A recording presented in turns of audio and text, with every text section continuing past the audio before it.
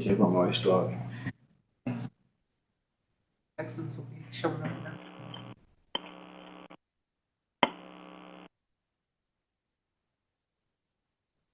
Okay, we're live. Okay, thank you. We're at the Personnel Committee meeting. I'll call this meeting to order. Can we have a roll call, please? Yes. Trustee Burgo, Here. Trustee Wilson, Trustee Pandolfi, Here. Trustee Stepp, Here. Trustee Weesey, Here. Trustee Wyckoff, I'm here. I don't know how long I'll be here. Okay. Trustee Thewies. Okay, we have a quorum. Let's go through and approve the agenda. I'll take a motion to approve the agenda. So move. Okay, it's been moved. Do I have a second? Second, this is Yummy. Okay, it's been moved and seconded. All those in favor, please say Aye. aye. Aye. Aye. Any opposed? Any abstain? Okay, the agenda has been approved. Next is approval of our minutes from July 12th. Take a motion to approve the minutes. I motion. This is Noel. Okay, thank you, Noel. It's been a little minute since we met. I'll take a second. Second. Okay, it's been moved and seconded. Any discussion on the minutes? Okay. If all is okay, I'll take a motion to approve the minutes. I'm sorry, we had a motion and a second. It's been a long day. It's a problem with 5:30 meetings. Yeah.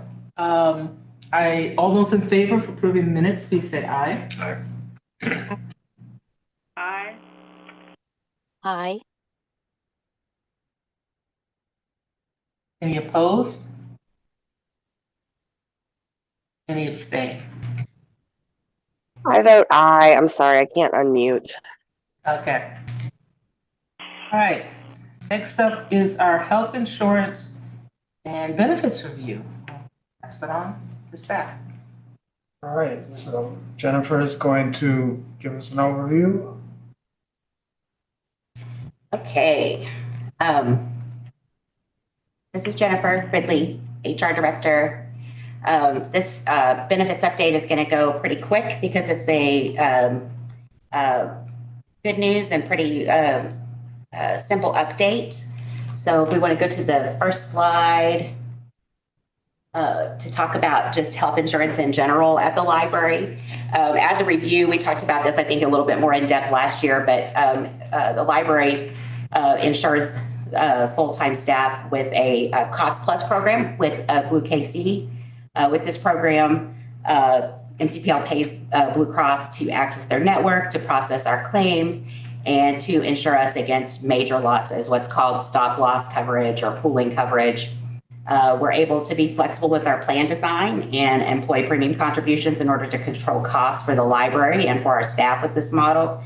We've been using it since 2011, and it's been successful for us to do that. Instead of paying all of a premium, the entire premium to Blue KC, we only pay for the claims as they are processed and retain any savings if we have any in the MCPL health insurance fund. Right now, we have a healthy reserve in our health insurance fund due to how the plan has performed financially. The data on our staff, on our employees, shows that what our group does really well is access preventive care, and they have at least an annual visit with a primary care doctor, and they do that at a higher rate than other similarly comparable groups as far as size-wise. Our covered employees are also, when we had our medical review, the doctor who comes from Blue Cross to talk to us about the medical pieces of our plan, it brought up again this year that our employees access emergent and urgent care in very responsible ways. They use urgent care clinics and telehealth, and really do a good job at saving the ER for when it's it's the necessary and best option. And that's a huge cost savings for them and for the plan, and helps us be able to control plan costs. So because of that plan performance, it's allowing us to have no changes to the plan design or employee premium contributions for 2024. After we analyzed and reviewed with Lockton, who is our benefits consultant, we determined that an adjustment to the individual pooling amount, which is the deductible per person for claims that the library pays, that increasing that from 75,000 to 125,000 has a greater potential to be the best bet for the library for 2024. So we're going to do that. We will pay significantly less premium for that stop loss coverage, which is money, that we pay out per covered employee that we have to pay out, with the potential to retain more savings than we would at the lower deductible. This is a number that we run through a Monte Carlo analysis every year to see, what is the best bet for the library. I mean, there's always the chance that things can go, with claims, because claims are claims and you never can predict what's going to happen for folks. But they run in the tens of thousands of simulations with our claims, but also aggregate with comparable with groups that have comparable demographics to come up with the most likely scenario for how our plan will run. And this looks like the better option for 2024. And we can adjust that each plan year if updated claims data shows that would be that a different deductible level would work best for the library. With these changes, we're going to be able to be under budget for the contribution to the health insurance fund and on track to remain on budget for the total payroll and benefits budget for 23-24. We can go to the next slide. Go ahead. Question. Adjusting that amount from 75 to 125. Yeah. How does that affect the individual employee? Doesn't affect the individual employee at all. That is the behind the scenes deductible for the library. So each person, when we're paying their claims, once Blue Cross processes them, applies the discounts that we get by accessing their network and all of that, we get billed for the entire claim. And right now up to 75,000 is the deductible per person. And then once a person hits that deductible, then Blue Cross, our stop loss coverage picks up 100% for that person for the remainder of the calendar year. We're adjusting that to 125. That brings that stop loss premium way down. And so we'll have some more exposure, but according to how our plan has performed and what the claims data looks like, that should be a better bet for us for 2024 in order to retain as much of our own money as possible, which is always, the goal. In addition to that per person deductible, there is an aggregate maximum claims amount for the entire plan. So there is a cap on our exposure for the entire plan as well. So we're not just exposed for 125 for every single person. There's also a cap within our contract that caps our total exposure as well.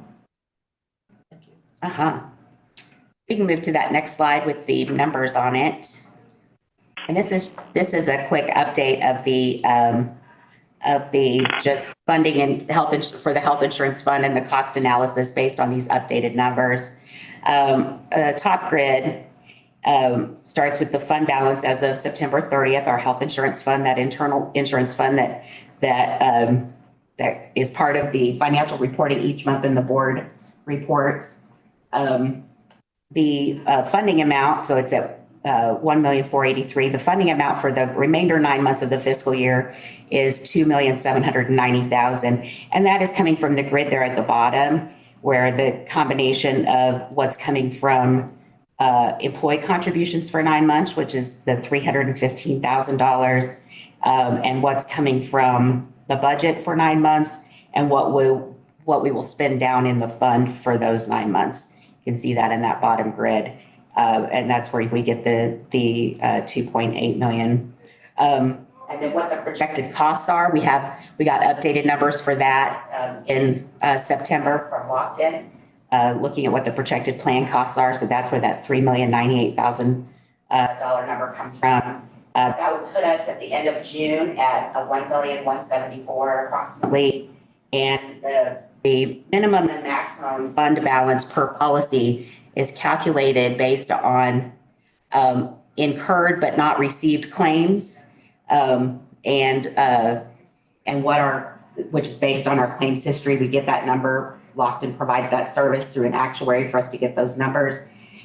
And so there's a minimum that our internal MCPL policy says we should have in the fund and a maximum we should have in the fund. And that'll put us right at that maximum if the fund performs as predicted, which of course is the caveat, as predicted. We could hope that this is how that it will turn out. So this funding should keep us on track for and within budget for the fiscal year. So do we have any questions about health insurance after these couple of slides? Just a quick one.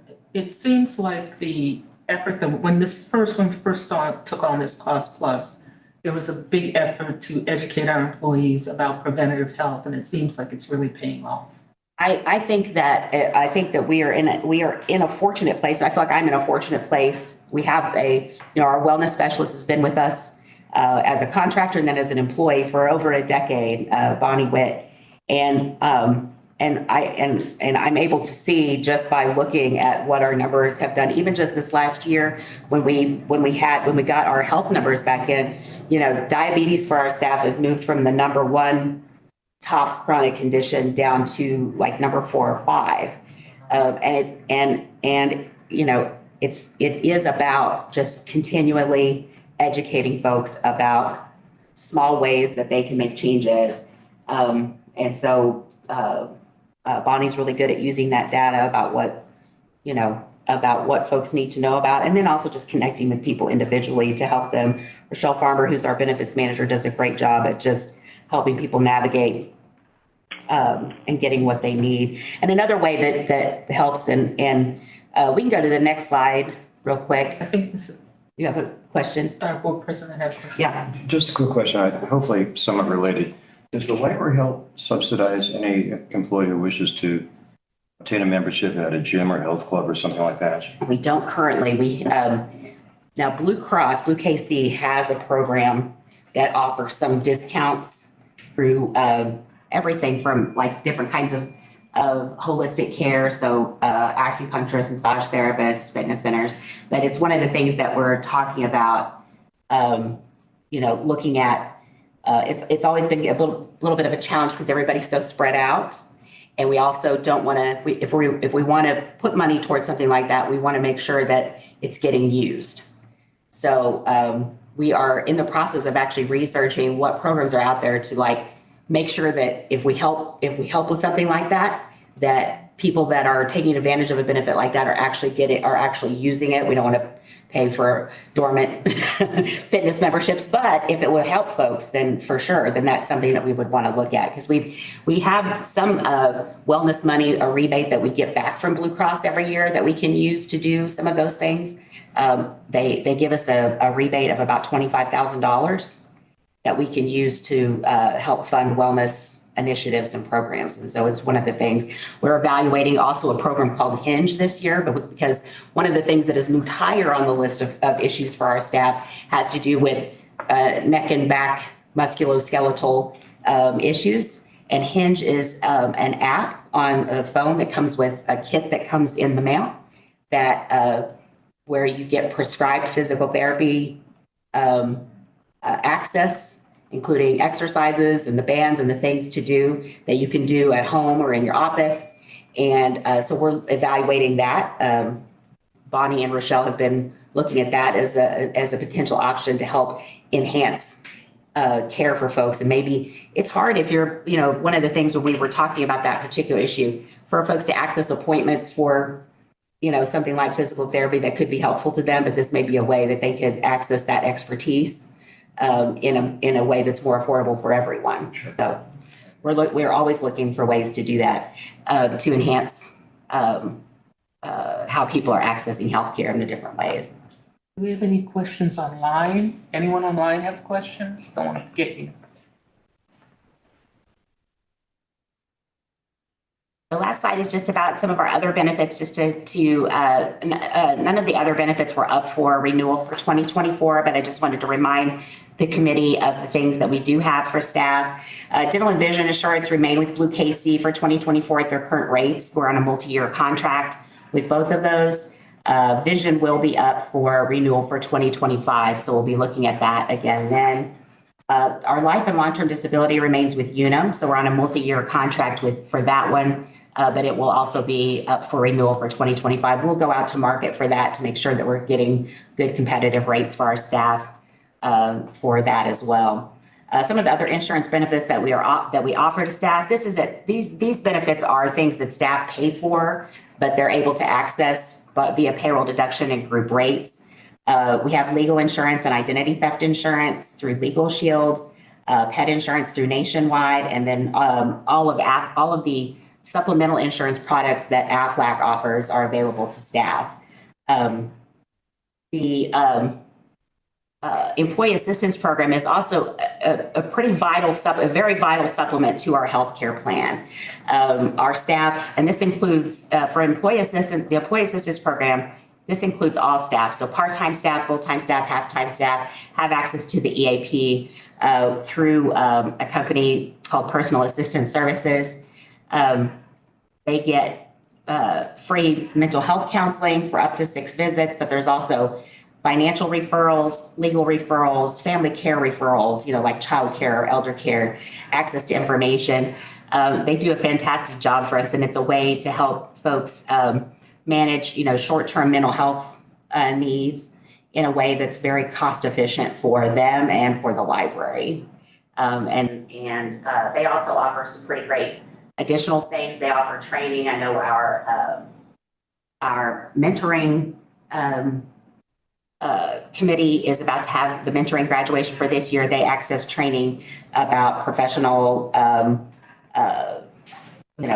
professionalism and ethics and different things in the workplace that the Employee Assistance Program provides. And they also provide excellent crisis response for staff when we need that, to send counselors out for if something happens, like we lose a staff member or something like that. So they've been great.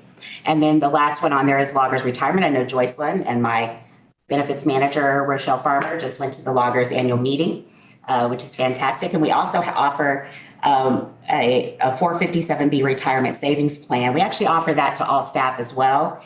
And we don't do a match for that since we do the contribution to Loggers. But a lot of people appreciate having access to another vehicle for saving, a tax favored vehicle for saving for retirement. We offer traditional retirement savings through the 457B as well as Roth through the 457B. So any other questions?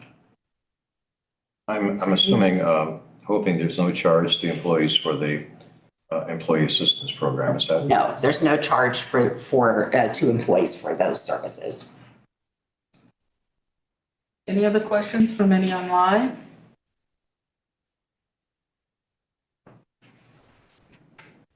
Thank you, Jennifer, for another excellent. Thank you. Thank you. Thank you so much. At this point, I'll